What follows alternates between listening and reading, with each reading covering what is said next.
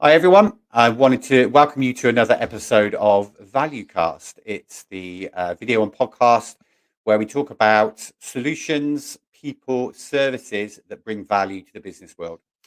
So, today is actually a topic that is very close to my heart based on a lot of my experience over previous years.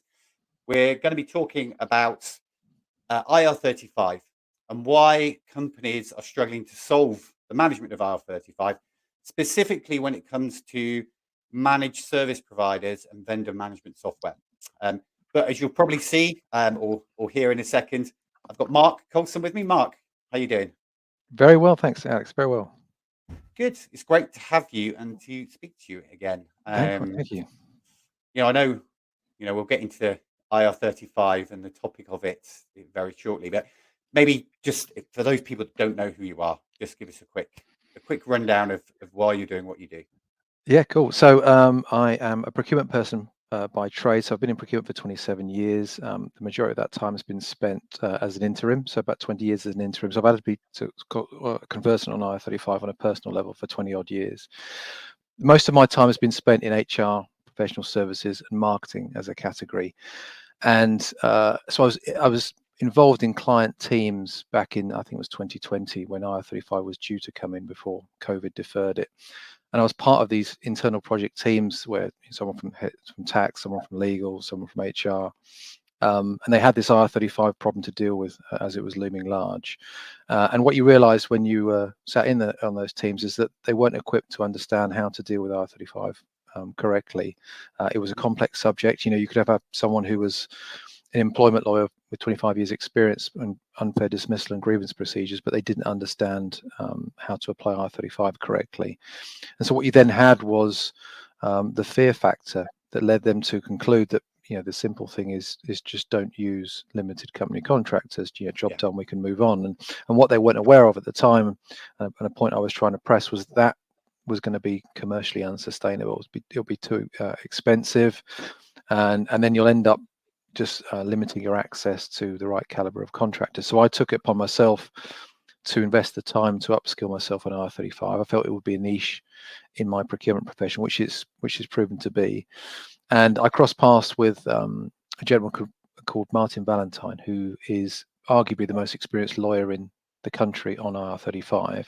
Been practicing law on IR35 for about 20 years. And Martin and I set up a company, IR35 Pro, about 18 months ago to provide support for clients. And that's, so I've basically spent 2.5 years basically bending his ear on every yeah, question imaginable, which he's been incredibly tolerant with, on understanding. And it is solvable. That's the refreshing thing. You just need to yeah, understand how to solve it. yeah, definitely. So it's really interesting. It sounds like you took accountability that no one else was taking within your business, and actually, try to make your business and now obviously other businesses realize that you really do need a specialist within your organization to actually fully understand how to navigate IR35.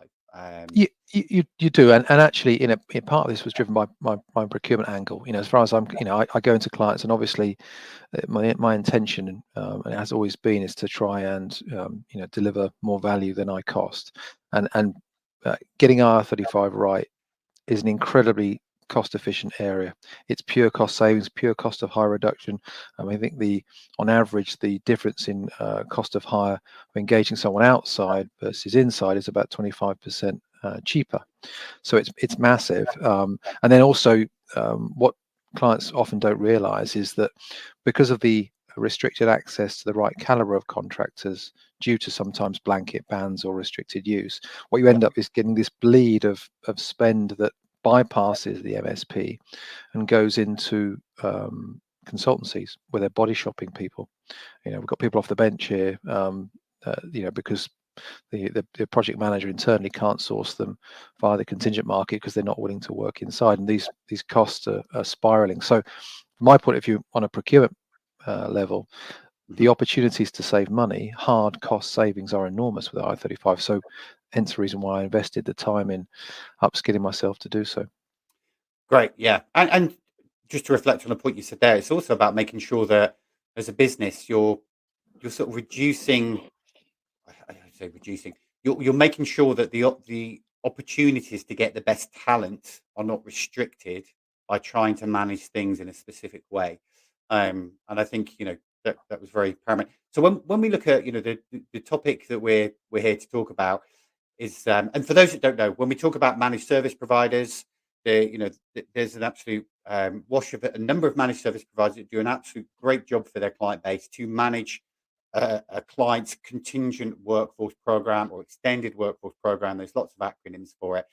And the majority, well, if not the majority, most now utilize what we call a VMS, so a vendor management system, vendor management software. Use the acronym that you wish, but you get by the name. What it does is it helps you manage those vendors that supply the talent to your business. But those systems have a lot of additional value to them. But when we look specifically at the topic of IR35, and this one, as I said, was close to me because I was involved with one of my previous employers from a VMS perspective, where we were running around crazy trying to find a solution to best manage the need to give better visibility and classification around IR35. But it's been around for a fair few years now, Mark, and it's not been solved by these companies. And I'd like to know from you why you think that is. Why is it that the MSP world and the VMS world, although they're aware of the visibility of it, aren't necessarily doing the right things to provide value to their clients? Yeah, it's and yeah, if I talk about the VMSs, because to a certain degree the MSPs are a slave to the VMSs, they're a slave to the technology. So the reason why the VMSs don't solve IR35, and it's not IR35 in isolation. IR35 is obviously a UK relevant problem, but actually, independent or employed versus self-employed contractors globally is a problem. W2 and 1099 is the US equivalent. You've got the equivalents in lots of different countries. Now, the reason why they don't solve them is because of risk. It's they if it's Beeline or SAP Fieldglass or Vendly, their core proposition is not classification and compliance. It's, to your point, it's the bells and whistles that go around managing the source to pay process for contractors. Now, if they start to adapt their process flows to provide some form of IR35 triage, when they don't really have the internal knowledge to do so, and then that client relies on that assessment and the output of that assessment, whether it's inside IR35, outside, or W2, 1099, or the equivalent. Yeah. If the inland revenue, HMRC, IRS, again, or equivalent, comes back to the client and challenges those classifications, and there is some form of recompense, the client's going to point the finger at the VMS provider and go, well, Yep. we followed your process. We answered your questions inside your platform. It gave us an outside R35 decision.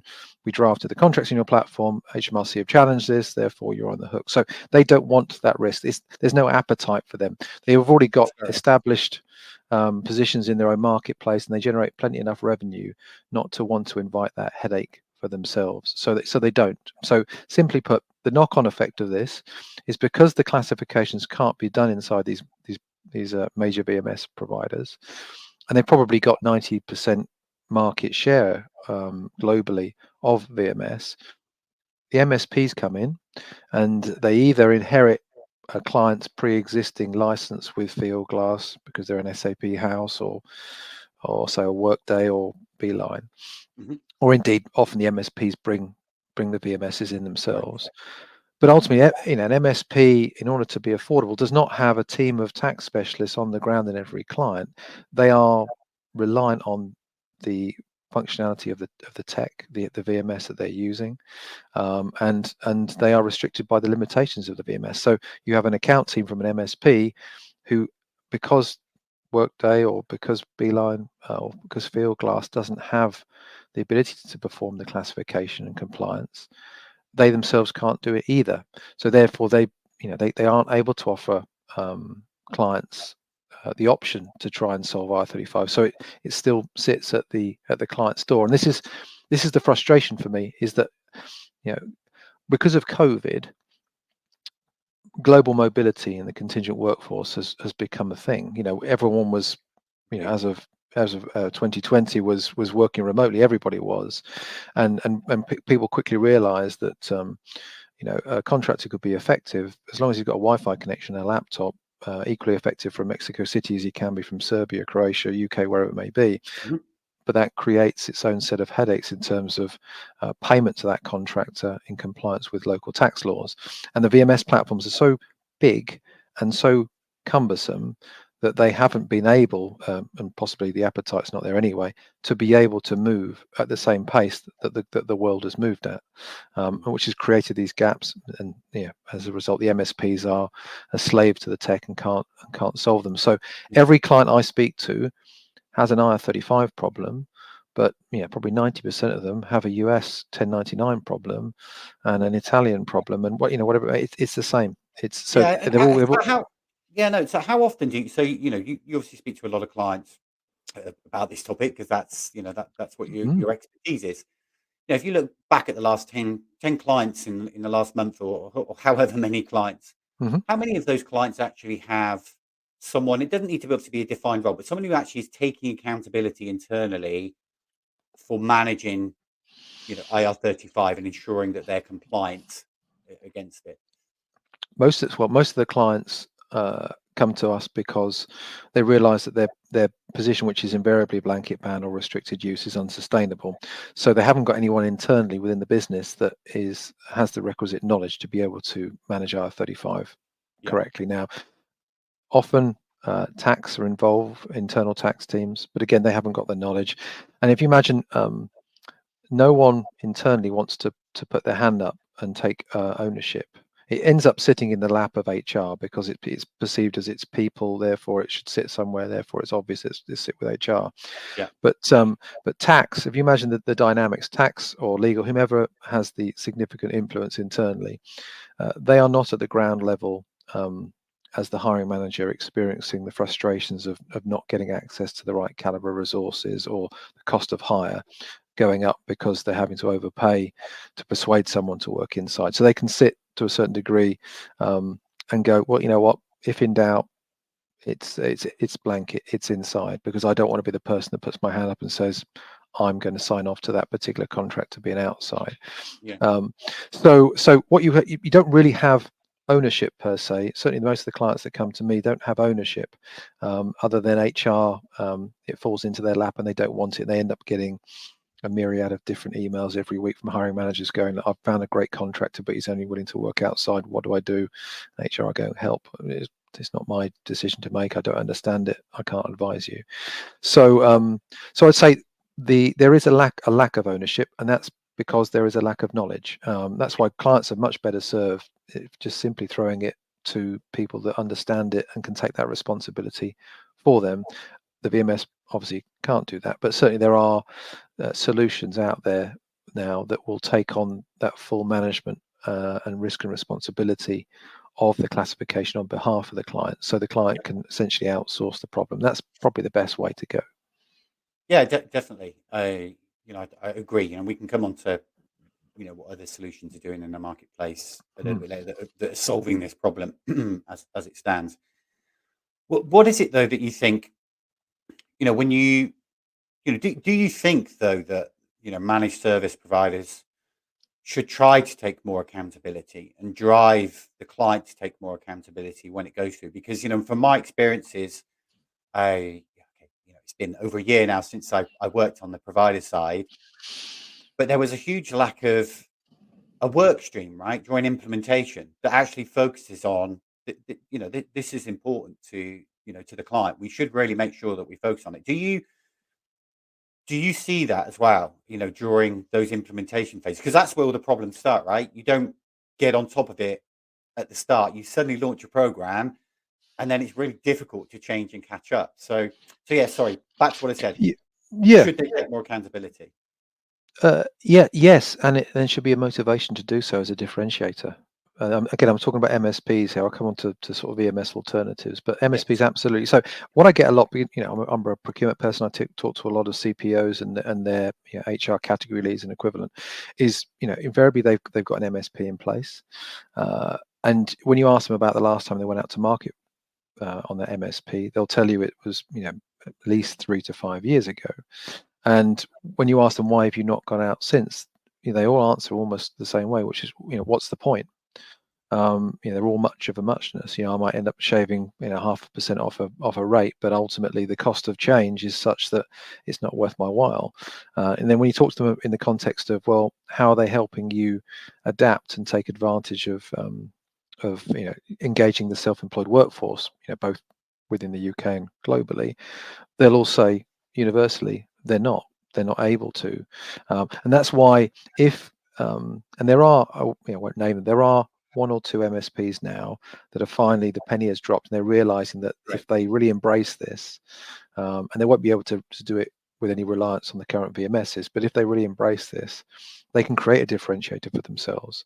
And as I mentioned earlier, when you've got a cost of hire difference of 25% of engaging outside versus inside, it doesn't take too long before an MSP can deliver some real demonstrable cost savings to clients and actually whet the appetite to persuade them to go out to market and move.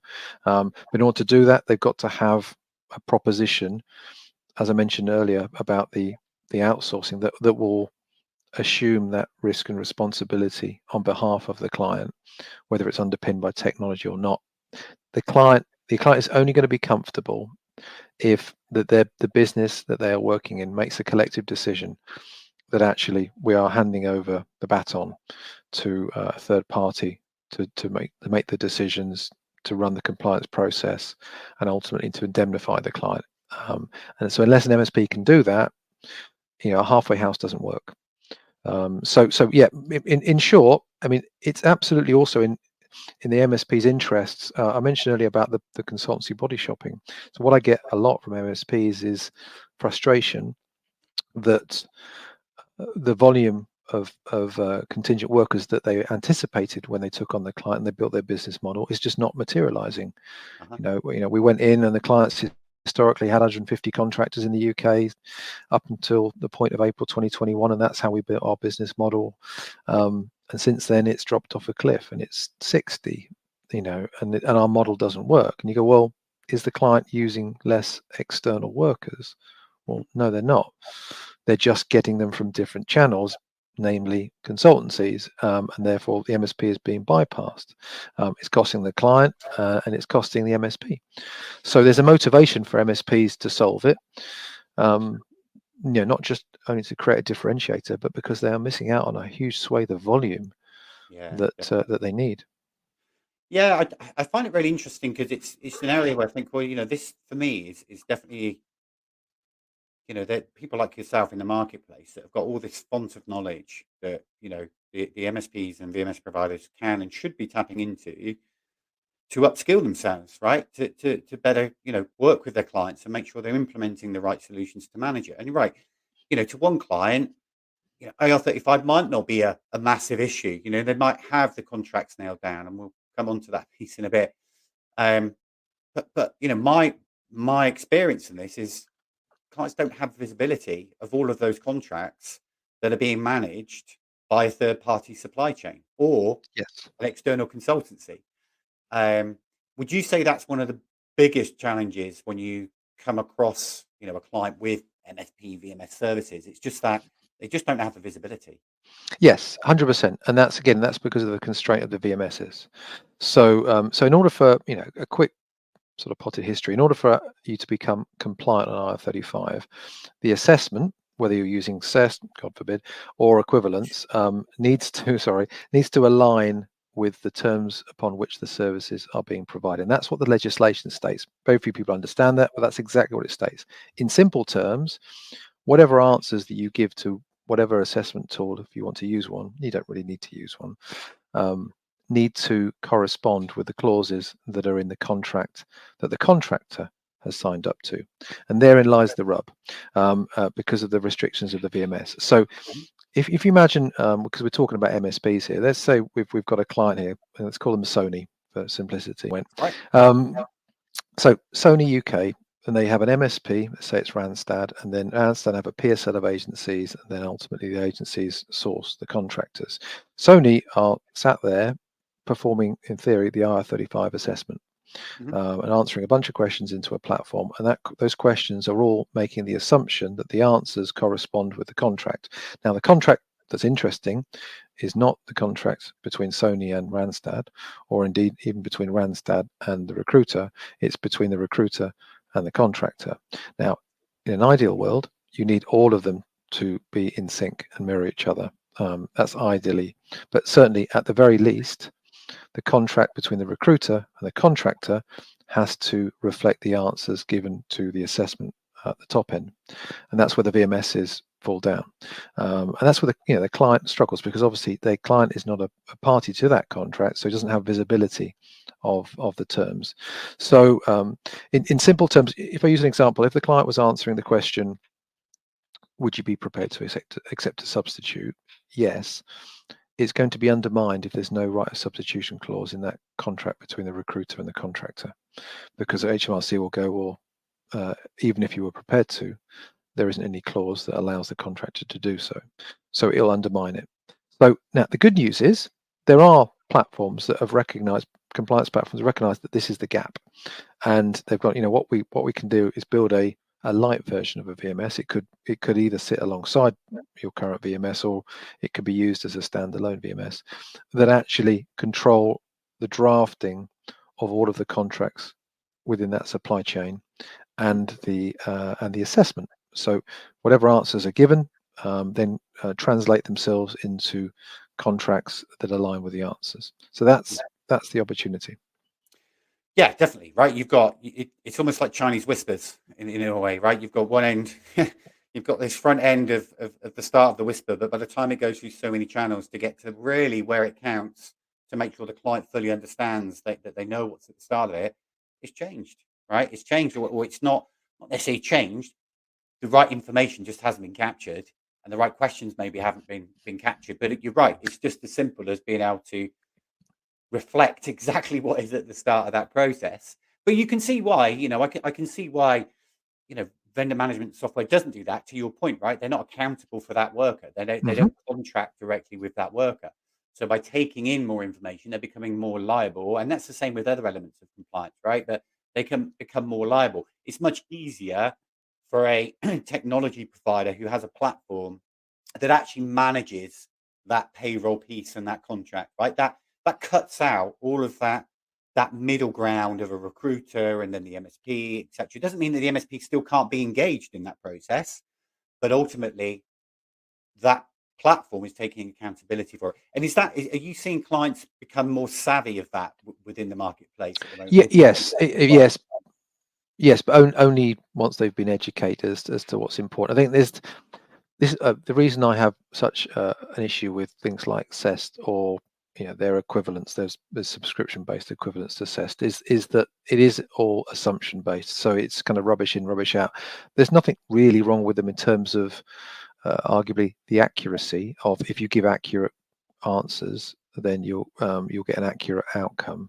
That's not the issue. But the issue is that it's making the assumption, as I mentioned earlier about the terms, that whatever it is that's been answered is accurately reflected in the contract, and there's no way that systems have to verify. So I've seen companies who have tried to game CEST, and it's not difficult. You can sit in front of CEST for half an hour, you can work out quickly which answers you need to give in order for it to say outside IR35. That's going to offer you no protection at all in an HMRC audit if they pick up the contract that relates to that particular assessment and go, well, half of the answers that you've given don't correspond with the clauses at all. Therefore, it actually becomes arguably careless. So a good example would be, in simple terms, inside IR35 is a contract of employment. Outside IR35 is a contract of service. Contract for services. That's basically the simple differentiator. So if you imagine within that if you are going to get your contractor to be outside IR35, and certainly I would expect at least 2/3 of a client's skilled workforce to be outside if they're going to adapt correctly. That's perfectly achievable. In fact, that's perfectly in line with HMRC's own expectations. I've just lost my train of thought, Alex. You might have to pause this one. No, you're right. You were going through the just an example, basically, of what works well. So you were talking about the CEST tools, why they work, why they don't work, that sort of thing. Yes, fine. So so essentially, if you imagine that, if an inside contract is a contract of employment, outside contract is a contract for services. So if it's an outside contract, then it has to have detailed deliverables, outputs. It needs to be an output-based engagement. So if you imagine that if you're capturing that information up front from the hiring manager, then whatever technology you use needs to be able to push that list of outputs, that list of deliverables down that supply chain, so that the recruiter then puts that information in their contract between themselves and the contractor. So what you don't want is a situation where, using that example I gave earlier, Sony have done all their housework up front, and they recognize the contract is going to come in and deliver X, A, B, and C, and then they've passed the information down to the recruiter via the MSP, and then the recruiter is just putting a job title in, 5 days a week on site in Northampton. There's no mention of any deliverables. Yeah. So there has to be a level of management of the supply chain by procurement to ensure that at the outset of onboarding a supplier onto the PSL, that they have to agree to use specific contract terms that support outside IR35, and it's incumbent upon them to ensure that when they are passed information relating to the nature of what is being delivered, that they ensure that it's in the contract that they put in place with the contractor, because you're only as strong as your weakest link. So Yeah. it's not very complicated to do. Might sound like it's a bit of a faff, but when you've got 25% cost of hire benefits that you can enjoy by doing so, doesn't need to be much motivation to do so. No. And I'm not, we're not here to, slay MSPs and VMSs at all, right? We're here to say that we see it as, part of the challenge of correctly managing it. But, the client, as you were just mentioning there, has to take quite a bit of accountability themselves for how this is done, right? And when I talked about accountability of an MSP or a VMS provider coming in during that early implementation phase, it's really about doing a due diligence, to asking the right questions, making sure you're getting the right answers, because it isn't just the problem of the contract. Really, when I'm listening to you, the problem is there's that contract, that's what needs to be in that contract. And actually, you need to make sure that certain steps throughout that process, you minimize, or you capture as much information as you can to make that end process easier Yeah. for that contract to be correct.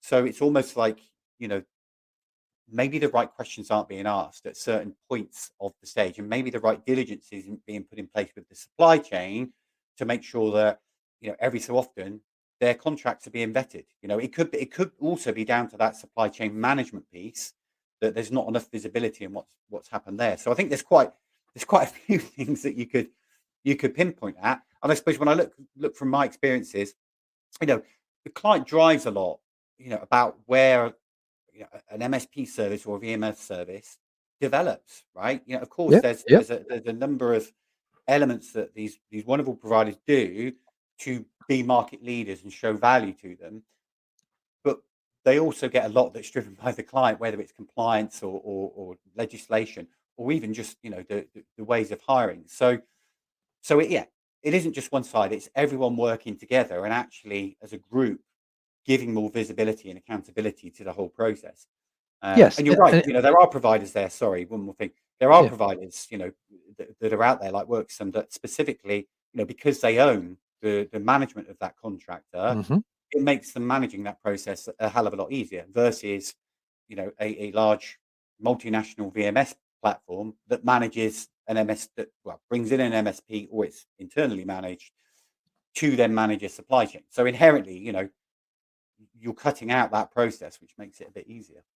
Yes, Um, 100%. Imagine if you're, a large company, and certainly, we've got a number of them we work with. Let's say sufficiently large that you have 100 recruitment agencies on your books. Let's assume you don't even have an MSP. You have 100 recruitment agencies on your books. You therefore have 200 contracts to manage, because you have a contract between yourself and every one of those recruitment agencies. Then you have a contract between those recruitment agencies and all of the contractors that they provide to you. So you've got 200 contracts to manage from a compliance perspective. So it becomes potentially like herding cats. It just becomes vulnerable. If you were using a platform such as Worksome, we use that as an example, where they take on the assessment and the compliance responsibility, and also they become the fee payer. What essentially happens is those 100 agencies become people finders, they become introducers. So they'll possibly take a slightly reduced percentage in terms of their markup in exchange for not having to have the problem of dealing with contracts and cash flow. And Worksome then assume the responsibility of contracting with the client and then contracting with the contractor. So suddenly you only have two contracts to worry about, one between Worksome and the client, one between Worksome and the contractor, and then all the other 100 agencies, they have a separate contract, but that one that's not going to be influencing or affecting IR35 anyway, which is one of introducer agreement. So there are ways to deal with it, but coming back to the point you're making about MSPs, this isn't difficult. As I mentioned, if an MSP has control of the PSL, or at least has a control of it in conjunction with the client, just insisting that for the purposes of any work that the client has, any contractors that are delivered to the client, this is the template contract that you must use with your PSC, your contractor. And you need to ensure that when we pass across the specifics of that particular engagement, that you ensure that that's drafted into the contract. It's not really that complicated. No. It's just whether it's managed correctly, and we can't hear and sit and preach about what all MSPs do and what don't. We can only do that about the ones we have visibility of. But for me, it's a key KPI, service level that you need to manage with your supply chain. They need to make sure they're putting proper governance in place. And just to do my BBC disclaimer, there are other systems out there outside of Worksome. Just I use that like you use Sony as an example. But it's good to let people hear and understand that there are solutions out there doing it.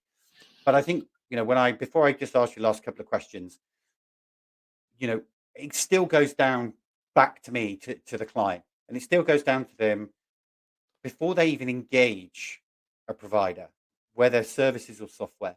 It's about that client being very clear on what their expectations are, what they need, and what value they expect to gain from implementing services. And it's about prioritizing them. So some clients, right, they will prioritize IR35 maybe ahead of reducing number of invoices, or in streamlining the workflow process, or reducing the supply chain. Obviously, there's thousands of different things that these guys can do.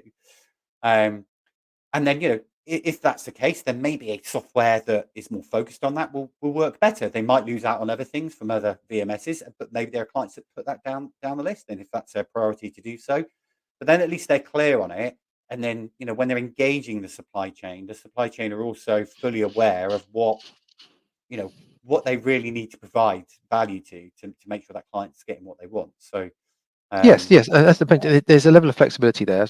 It's if clients have already got a VMS, you don't need to dispense with it. You can use the VMS and then slot another compliance platform alongside it that can then do the heavy lifting when it comes to the classification, compliance, the indemnification, and you can still use the VMS to control the workforce, time sheeting, everything else. That's all fine.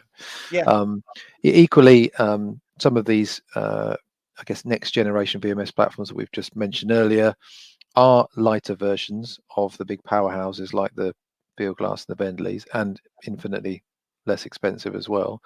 But they have enough bells and whistles for a client to be able to self-manage contingent labor using those platforms without needing to have a big powerhouse sat alongside it. So, there is enough in there. These new platforms are wise to the fact that they don't need to be everything to every person, but actually they can do enough that whole requisition to pay can be managed through that single platform sufficiently. And I think the danger for MSPs is they're going to need to get wise to this soon, because there's a danger that clients will start to ask the question of, why do I need an MSP? Because some of these platforms are getting more sophisticated and actually really user friendly and intuitive, to the point where clients will realize that you can manage relatively significant contingent workforces globally with relatively modest permanent members of staff that don't have to be recruitment specialists. You've got talent pools you can access now to find find contractors and temps. So yeah, MSPs I think need to up their game in order to continually be able to explain to the client that there's a justification for them to exist in Yeah, there. yeah. I strongly believe that MSPs need to adopt more partnerships with said softwares in those areas to be able to offer a range of solutions to meet the client's needs. That 100%. that is very, very evident for me. And I think we're moving away from the world where I've both been in this industry long enough, where a client's initial goal was, focuses on reporting. We must be able to report on absolutely everything, right? That's one of the key priorities. We can't have two separate systems. Well, but why? Why not? Who cares?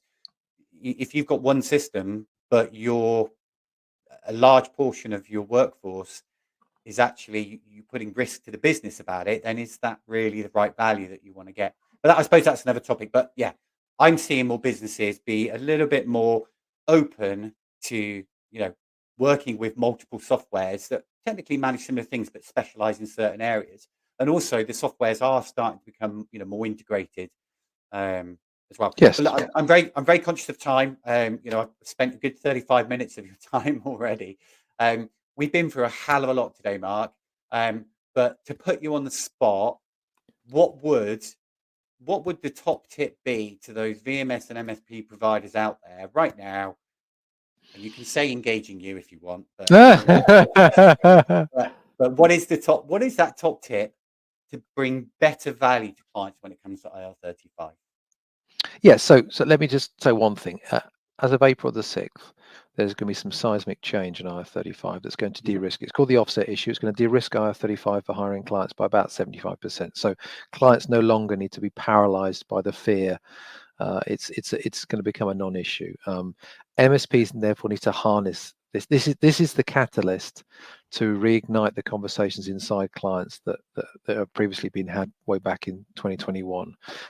It's a reason to get back around the table, and it's a reason for the MSPs to start to look at how to build solutions for clients that can enable them to take advantage of that. So yeah, I think I would be pushing on a closed door if I'm talking about persuading the BMS powerhouses to adapt. I don't think they're going to. I've had those conversations. I think it is what it is. I think we have to accept that's not. It's not. Classification and compliance is not something they're ever going to address in the short term. We've talked about the fact that you could consider using alternative technologies alongside it. You could equally do it manually, though we would recommend you using people that understand it deeply so you don't get it wrong. MSPs can absolutely do the same. There's no reason why they can't. They haven't got the internal knowledge on IR35, which certainly they won't have at an account level. It doesn't mean that they can't engage with a specialist provider and build a standalone service or product that provides a frontline support for clients on triaging and assessing IR35, and then probing and asking and educating the clients' hiring managers on how to adapt. Very often, when you talk to clients about their needs, on the face of it, they would conclude that it's going to be a contract for employment's inside. But when you start to talk to them about what is it that you really want delivered here, they can articulate that quite well. They've just never been asked to before. Yeah. And if you can articulate what it is that you want delivered, then there's a fairly healthy chance it can be structured outside R35 if you can give a little bit of autonomy to the contractor along the way. So yeah, in short, MSPs have got a wonderful opportunity, and there are a couple that we're speaking to that recognize this and are building propositions that will address that. Big companies and ones that are prominent in the Great. space. So I'm really encouraged. Great. No, that's brilliant. And we understand, right? You can't, from an MSP perspective or business, but you can't just suddenly throw loads of more resource on these problems when that doesn't it would potentially impact the commerciality of what you're actually providing a client. So I know it's a difficult situation sometimes, but thank you, Mark. That's I hope I knew a fair bit about IR35, but I always enjoy learning, and you've definitely given me a few more things to reflect on. So look, we know that saving all these clients that you work with, millions of pounds is a big motivator, and you probably get a lot of personal feeling about it. But what is it that gets you to that laptop and happy to work every day? What motivates you personally? Yeah, it's helping. So IR35 has affected me personally, given I've been a career interim for sort of 20 odd years, and I feel passionately that to become a contractor requires risk. There's no assurances. You don't get any employment rights of any significance. There's no assurances of where the next particular piece of client work is going to come from. That there's risk, and in order to benefit from that, you need to have some form of tax efficiency to compensate you for that. So I think it's totally justified that contractors, if they are genuinely self-employed, should be able to pay themselves as tax efficiently as possible for that risk. So by the mere fact that they are getting pushed artificially inside and treated as employees, but without all of the security and the employment rights that come with it, is something that is a frustration for a lot of people that I speak to.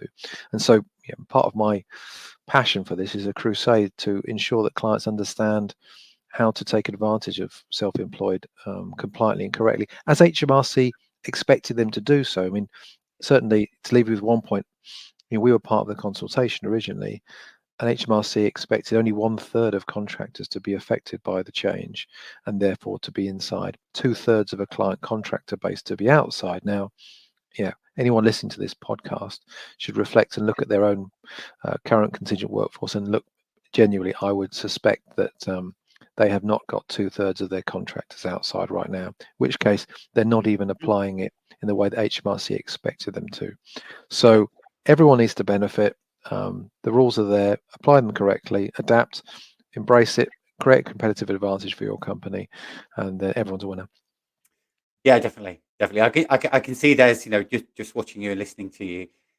There's a lot of passion around helping people. It's sort of like you want people to do things the right way. That's the whole purpose of what you do.